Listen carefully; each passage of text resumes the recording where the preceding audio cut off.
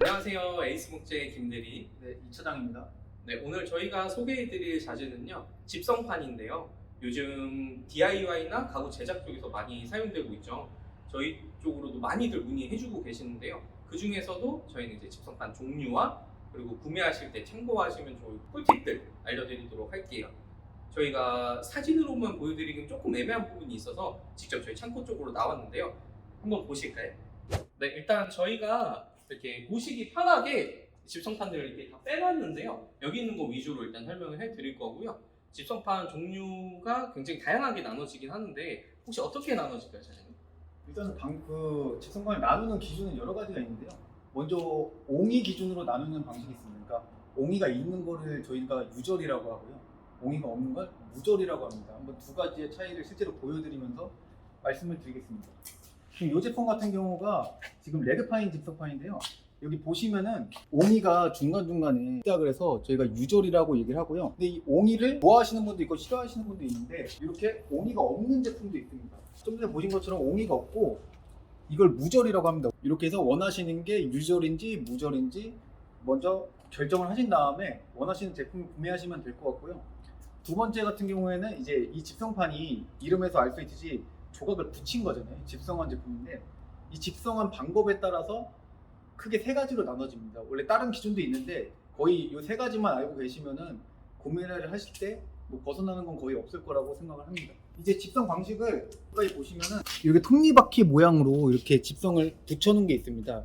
이렇게 이게 상판 윗면에 이 톱니 자국이 보이는 경우에 저희가 이제 탑핑 거라고 얘기를 합니다. 이게 이제 보기가 싫기 때문에 사이드 쪽에 있는 제품이 있습니다. 이 톱니바퀴가 윗면에는 보이지가 않고 옆에만 보이게 되어 있는 게 있습니다. 이게 옆면에 있다 그래서 사이드 핑거라고 얘기를 합니다. 근데 이 옆면도 보기가 싫다. 솔리드라고 핑거 모양이 없이 옆면으로 붙인 제품이 있습니다. 윗면에도 이 톱니 자국이 없고요. 그냥 그 긴 거를 이렇게 옆면으로만 붙였기 때문에 이 옆면에도 없고 위에도 없습니다.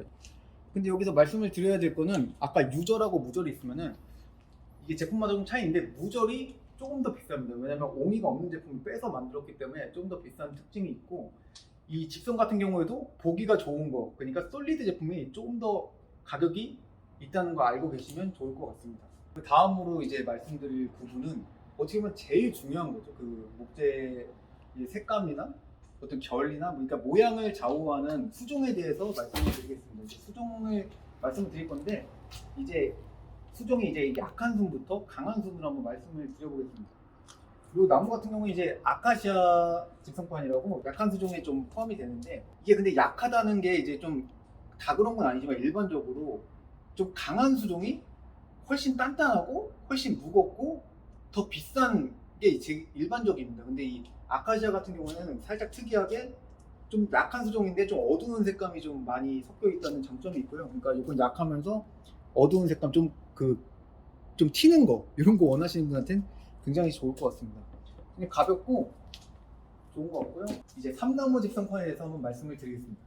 네, 이게 삼나무 집성판인데요. 이제 아무래도 제일 약한 수종으로 알려져 있고요. 일반적으로 쓰시는 것 중에는 이 삼나무 집성판의 특징은 벌써 여기 왔는데 향이 굉장히 강합니다. 이 나무 이 향을 좋아하시는 분들도 많이 있고요.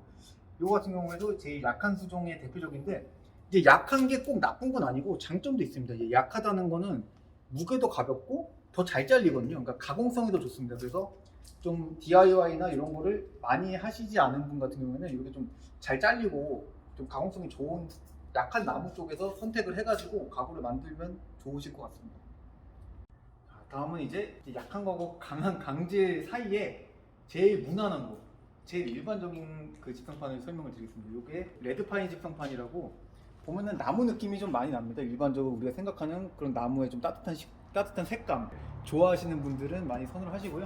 어떻게 보면 제일 많이 나가는 집성판이죠. 왜냐면 가격도 굉장히 좋고 면도 깔끔하고 이제 색감은 이게 그냥 제일 일반적으로 대중화된 그런 걸 약간 대표하는 제품에서 이건 라디에이터 집성판인데요. 이 제품이 제일 일반적입니다. 그리고 말씀드린 강하지도 않고 약하지도 않고 딱 적당한 그런 집성판의 대표라고 보시면 될 것 같습니다. 그래서 좀 그냥 제일 무난한 거 하실 경우에는 라디에이터나 레드파인 골라주시면 좋을 것 같고요. 그 다음에는 이제 강한 거 소개를 드릴 건데 이게 이제 고무나무라는 놈인데요. 제가 아까 말씀드린 것처럼 보통 이제 강질일수록 색깔이 좀 어두워지는 특징이 있습니다. 왜냐면 밀도가 점점 세지기 때문에 그래서 강한 건데, 이 집성판 같은 경우는 굉장히 강한데도 불구하고 색감이 좀 밝은 편입니다. 아까 그 라디에타보다는 좀 더 어둡긴 하지만, 그래서 강하면서 좀 약간 밝은 톤을 원하실 경우에는 이런 고무나무를 추천을 드리겠습니다. 벌써 딱 만지자마자 따단해, 나 단단해라고 말을 하고 있어요. 그리고 이게 만만해 보일지 모르겠는데, 이게 밝히고 장난 아니에요. 만만하게 봤다가 큰코 다칠 수가 있고요.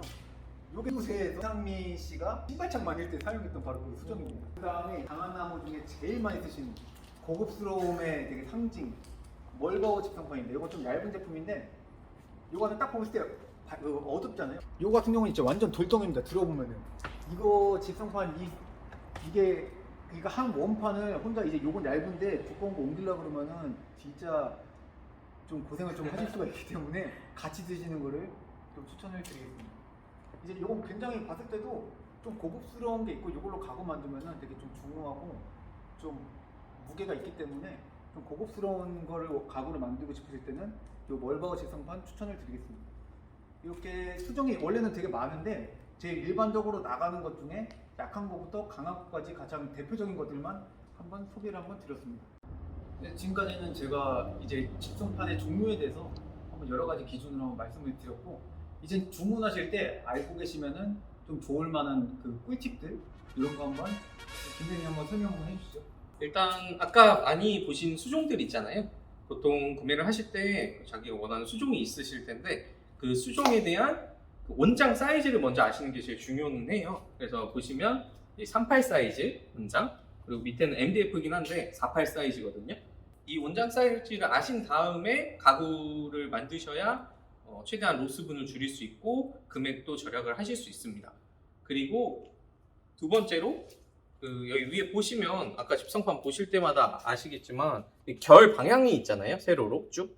근데 이제 같은 사이즈여도 어떻게 먼저 자르느냐에 따라 결 방향이 달라질 수가 있거든요. 그래서 그 결 방향도 자르실 때 참고해서 업체나 이쪽에 설명을 같이 해주시는 게 좋을 것 같고요. 제가 한 가지만 말씀드리면 그 좀 전에 설명해 주신 것처럼 이제 연결했을 때 같은 결 방향으로 나와야 더 이쁠 것 같고, 또 제가 옛날에 그런 적이 있었습니다. 이제 집성판이 이렇게 긴 거를 옆으로 이제 붙인 건데, 이게 자르는 방향에 따라서 이게 부러지는 방향이 있거든요. 예를 들어서 이렇게 잘라서 여기다 힘을 준다. 그럼 굉장히 잘 부러집니다. 근데 이렇게 잘라서 여기다 힘을 주면 이 결 방향이 안 부러집니다. 그러니까 이 방향을 좀 생각을 하셔야 될 거예요. 하셔야 될 것 같습니다. 그러니까 옛날에 저한테 히노키 집성판을 이렇게 잘라서 이렇게 앉는 건데, 이렇게 재단을 해서 앉으면 그냥 이 붙인 부분이 굉장히 약한 거거든요. 이렇게 하면 이제 주저앉을 가능성이 굉장히 높기 때문에 좀 그 힘 받는 것도 이 결 방향하고 좀 상관이 있을 것 같습니다. 재단할 때 그 사이즈를 말씀해 주실 때 보통 기계가 다 날값이 다 다르거든요. 그래서 날값 생각하시고 재단 치수를 말씀을 해 주셔야 되고, 네, 그걸로 인해서 뭐 한 장 살 걸 두 장 사고 이렇게 되는 경우가 발생할 수 있다 보니까 보통 저희 쪽에서는 2, 3mm 정도 생각하는데, 뭐 5mm 날아가는 기계가 있을 수도 있고 하니까 이 기계나 이런 거는 한번 체크를 해 주셔야 되는 부분이고요. 그런 경우 있잖아요. 이게 1220이면은 이게 두 번 날아가면 날값으로 몇 미리가 빠지는데, 이거를 1mm도 아끼기 위해서 그걸 딱 맞게 원하시는 사이즈를 재우시는 분들 있잖아요. 그렇죠. 그러니까 그런 경우는 어떻게 해야 될까요? 좀 그런 경우 방지하고. 그런 경우를 방지하기 위해서 일단 미리 그 날값까지 계산을 하셔가지고 치수를 가지고 오시는 게 제일 좋고요. 뭐 보통 설명을 해드리기는 해요. 저희도 뭐 예를 들어서 1220인데 자기는 뭐 1000 자르고 그리고 나머지 220이 필요하다. 근데 아시다시피 1000 자르면은 날값 날라가는 게 있으니까 마지막 남는 게 220이 안 되거든요. 저희는 이런 거 다 설명을 해드리기는 하는데 뭐 이런 것까지 다 감안하셔야겠죠. 네, 그리고 마지막으로 지금 하나 더 설명드려야 될 게 있는데, 급하게 오시는 분들이 굉장히 많아요. 급하게 오셔서 뭐 바로 재단해주세요 라던가 이런 게 되게 많으신데, 뭐 목재소 같은 경우는 재단소가 아니다 보니까 재단하는 인원이 딱 정해져 있지가 않습니다. 그래서 여유 시간을 가지고 오시는 게 제일 좋고, 정 급하시면은 뭐 부탁을 해볼 수는 있지만 상황상 안 되는 경우가 훨씬 많다는 거, 그거는 좀 알고 계셨으면 좋겠습니다. 뭐 더 추가로 설명해 주실 게 있으실까요? 아니, 너무 완벽하게 해주셔가지고.